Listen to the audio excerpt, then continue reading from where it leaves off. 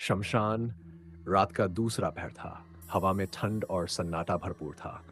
पुराने शमशान घाट का ये इलाका वीरान था, लेकिन यहाँ की डरावनी कहानियां हर किसी की जुबान पर थीं। लोग कहते थे कि वहाँ एक चुड़ैल रहती है, जो रात के अंधेरे में अपनी उपस्थिति दर्ज कराती है। प्रस्तावना: कहानी शुरू होती है गांव के तांत्रिक कालनाथ से, जो अपनी सिद्धियों के लिए दूर दूर तक प्रसिद्ध था। उसने सुना था कि शमशान घाट में कोई अज्ञात शक्ति है, जो वहां आने वाले हर जीवित व्यक्ति को मौत के मुंह में खींच लेती है। गांव वालों ने कई बार उसे उस जगह से दूर रहने की सलाह दी, लेकिन कालनाथ ने निश्चय कर लिया कि वह इस रहस्य का अंत करेगा। अजीब संकेत। कालनाथ अपनी तंत्र सामग्री लेकर शमशान घाट पहुंचा। घाट पर कदम रखते ही उसे लगा जैसे वहां कोई उसका पीछा कर रहा है।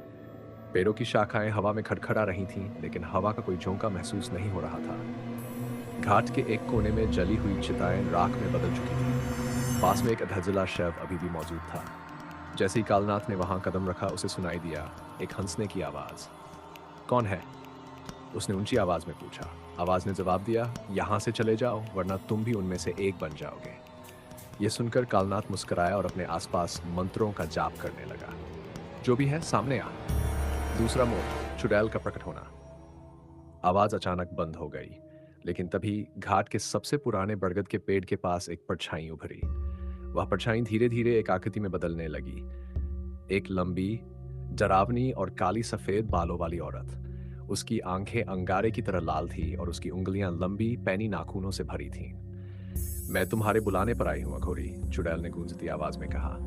कालनाथ ने बिना डर के पूछा, तू कौन है और यहाँ क्यों है? चुड़ैल हंस पड़ी।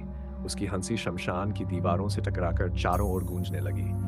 मैं वह हूं जो मृतकों की पहरेदार है। जो भी यहाँ आता है उसे मैं शांति नहीं देती। लेकिन तुम अलग हो, तुम्हारी शक्ति अलग है। क्या तुम मुझसे लड़ने आए हो? कालनाथ ने अपनी माला उठाई और कहा, मैं लड़ने नहीं, तुम्हें मुक्त करने आया हूं। तुम्हारा समय समाप्त हो चुका है। तांत्रिक युद्ध का आरंभ। चुड़ैल ने अपनी पूरी शक्ति के साथ हमला किया। घाट के चारों ओर हवा में धूल और राख उड़ने लगी। चिताएं एक बार फिर जलने लगी। पेड़ पौधे कांपने लगे, जैसे किसी बड़े तूफान का संकेत हो।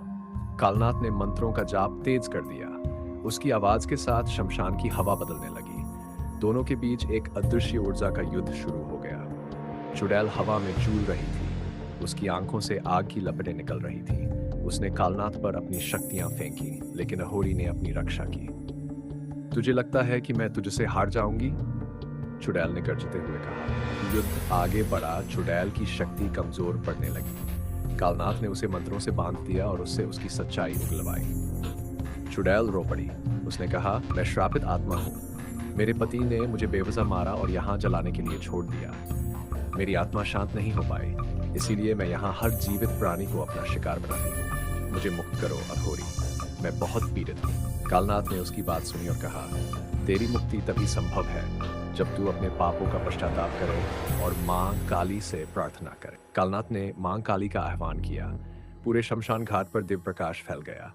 चुड़ैल ने अपनी आत्मा को मां काली के चरणों में समर्पित कर दिया। उसकी काली और भयावह आकृति धीरे धीरे शांत और सुंदर बन गई। धन्यवाद अघोरी, तुमने मुझे उस कष्ट से मुक्त किया जो सदियों से मुझे बांधे हुए था। चुड़ैल ने अंतिम बार शमशान घाट की ओर देखा और प्रकाश में विलीन हो गई।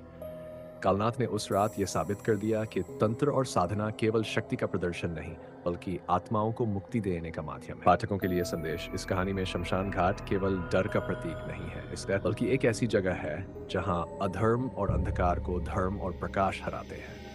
अगर आपको ये कहानी पसंद आई और आप चाहते हैं कि ऐसी और रहस्यमयी कहानियां आपके सामने आए, तो वीडियो को लाइक करें और चैनल को सब्सक्राइब करें। अगली बार फिर मिलते हैं एक नई कहानी के साथ।